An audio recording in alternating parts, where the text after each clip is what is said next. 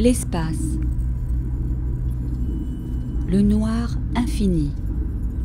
Des milliards de galaxies et des milliards d'étoiles dans chaque galaxie. Et, parmi ces milliards d'étoiles, notre étoile.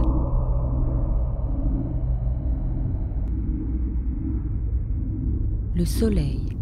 Le Soleil qui nous apporte chaleur, lumière et vie sur Terre, mais qui peut être aussi source de destruction avec ses éruptions solaires, projetant un lot de particules destructrices qui va traverser notre système solaire et arriver sur Terre en provoquant de superbes aurores boréales.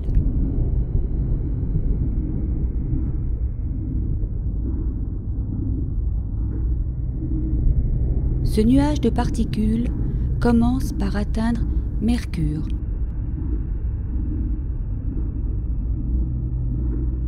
Puis Vénus. Puis la Terre, avant de continuer son chemin à travers le reste du système solaire.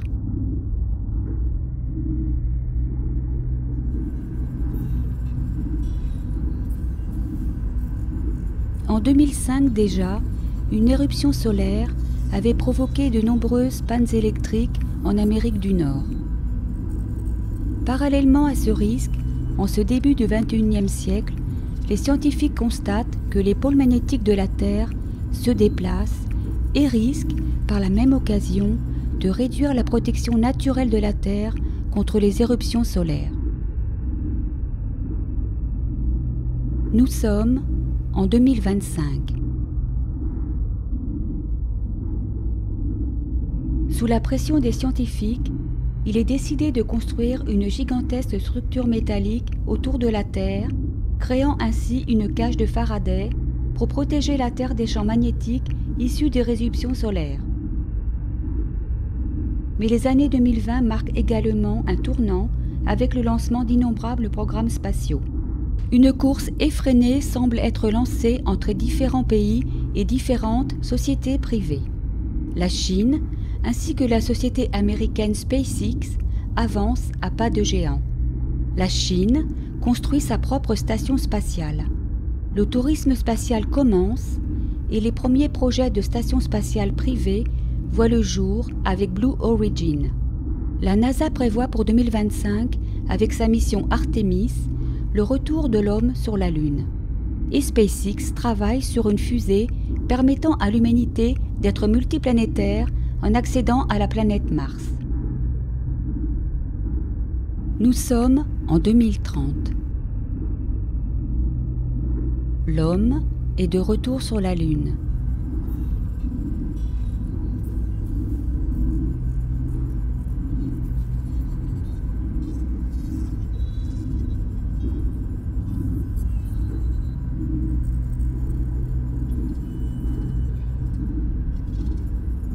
Grâce à l'impression 3D et aux éléments gonflables préfabriqués, des villes entières et des usines ont pu être rapidement construites sur la Lune.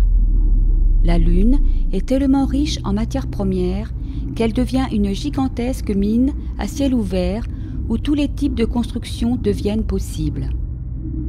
On y construit des serres, des laboratoires et des quartiers d'habitation.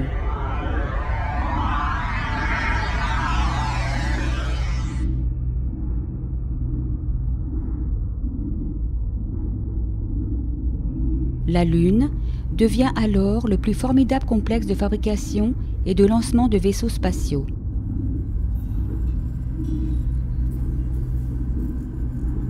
Les vaisseaux spatiaux peuvent ainsi quitter leur site de fabrication lunaire sans subir les contraintes liées à l'attraction terrestre et à la traversée d'une atmosphère et ainsi limiter la quantité de carburant à transporter.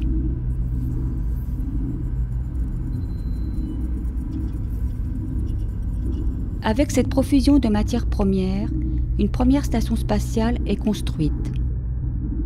Elle sert de logement d'habitation pour les mineurs et ouvriers travaillant sur la Lune et de laboratoire de recherche.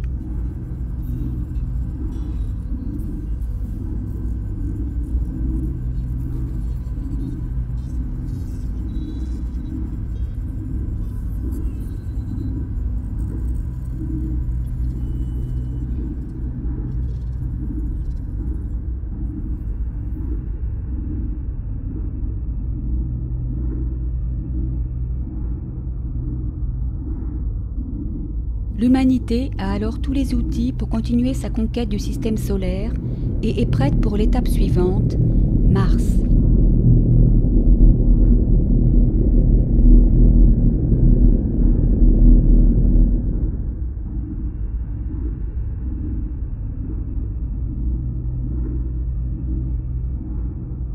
Nous sommes en 2050. Cela fait plus de 50 ans que l'homme envoie sondes, rovers, robots, puis fusées sur Mars.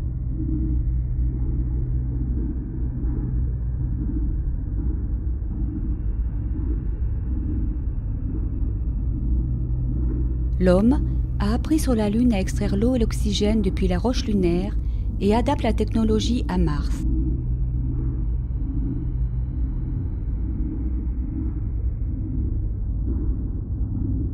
La colonisation de Mars commence. En plus de l'exploitation minière, Mars devient le nouveau point de départ de la colonisation du reste du système solaire.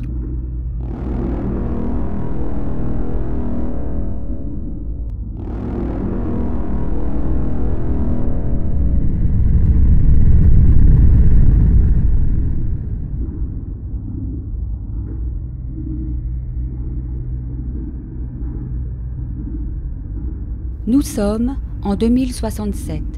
La quasi-totalité de l'espèce humaine a migré sur Mars, cherchant richesse et gloire et délaissant la Terre.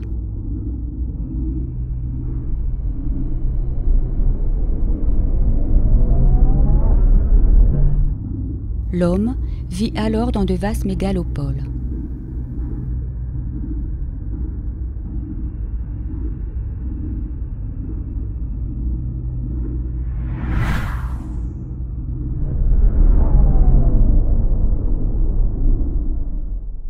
Nous sommes en 2072.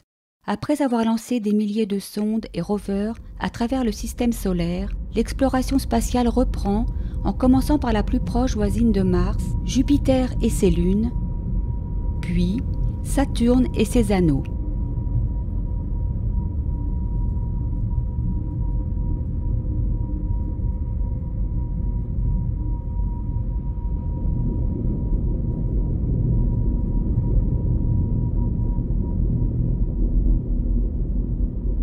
Une mission habitée a même été lancée sur une des lunes de Saturne.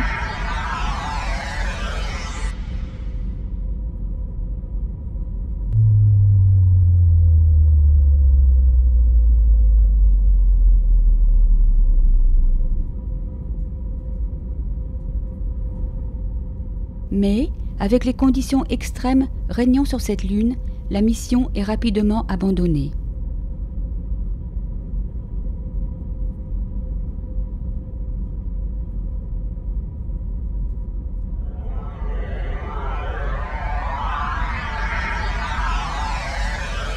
L'homme reprend son exploration jusqu'aux confins de notre système solaire, frôlant Uranus,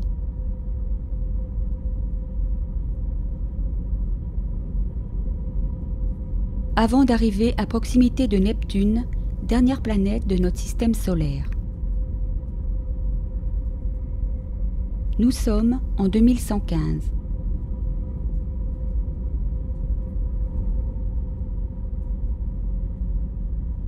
Le premier spatioport, point de départ pour l'exploration stellaire, est inauguré à proximité de Neptune.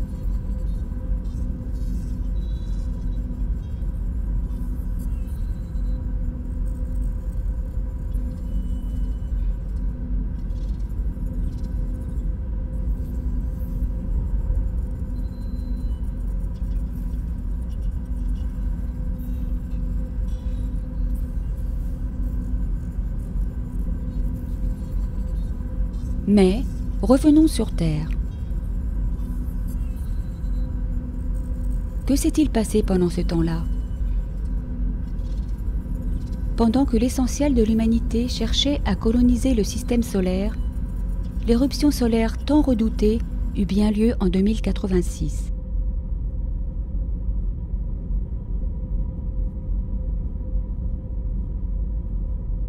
La cage de Faraday, imaginée par les scientifiques était encore en construction lorsque l'éruption eut lieu. La partie déjà construite ne fut pas suffisante pour protéger la Terre.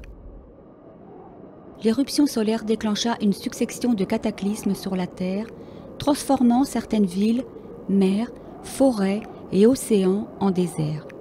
Toute la technologie utilisant l'électricité tomba en panne, ordinateurs, moteurs, toute trace de connaissances techniques, historiques, disparurent et toute trace de construction humaine commencèrent à se disloquer. Si certains lieux se transformèrent en désert, d'autres lieux se retrouvèrent sous l'eau.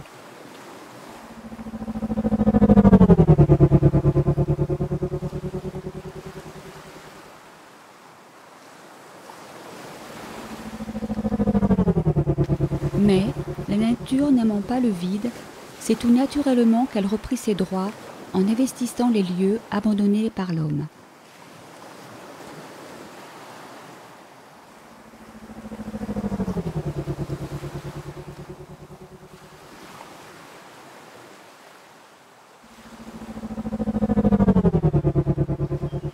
Les systèmes automatiques de détection d'éruptions solaires avaient bien fonctionné et permis de donner l'alarme suffisamment tôt pour que l'ensemble de la population terrestre, qui n'était pas encore partie pour Mars, pût être évacuée à temps. Seuls, quelques milliers d'individus avaient fait le choix de rester sur Terre et de ne pas être évacués.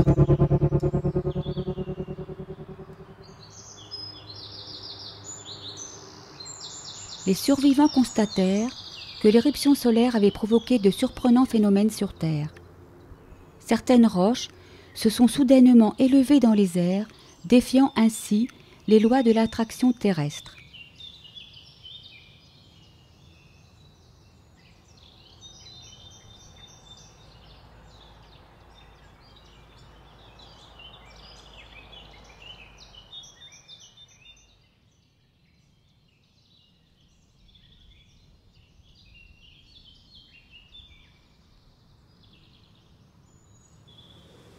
Les rescapés purent commencer à reconstruire une nouvelle vie sur Terre.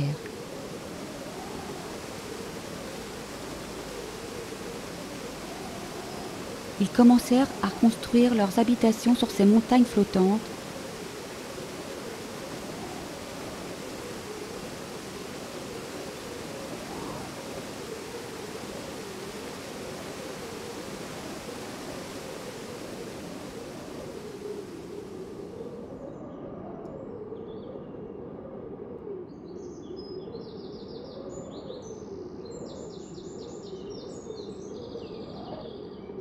Puis se laissèrent dériver au gré des vents.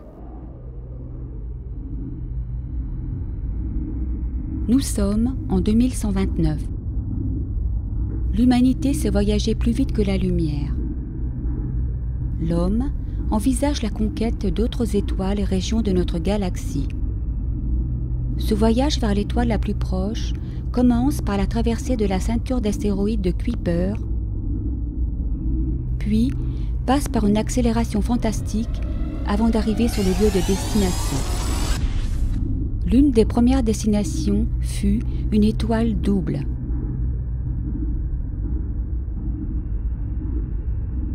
Puis ce fut la découverte d'une sorte d'océan cosmique, comme si l'on voyageait entre deux univers différents.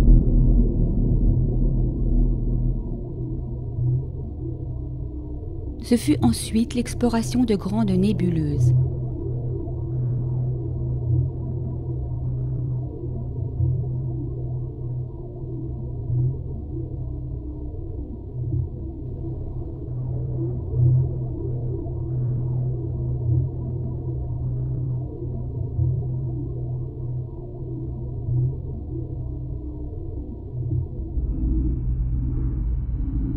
Des stations spatiales furent créées à l'intérieur de certaines nébuleuses, permettant ainsi de créer des points d'escale et de ravitaillement pour les voyages interstellaires.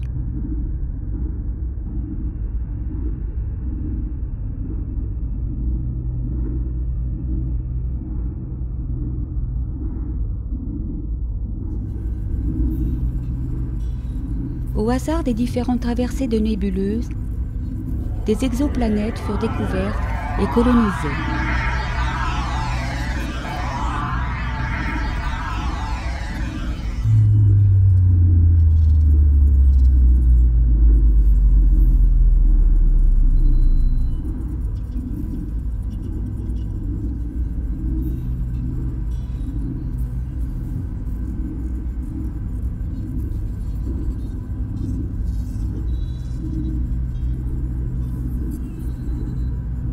Mais, sur aucune d'entre elles, on ne trouva de signes de vie extraterrestre.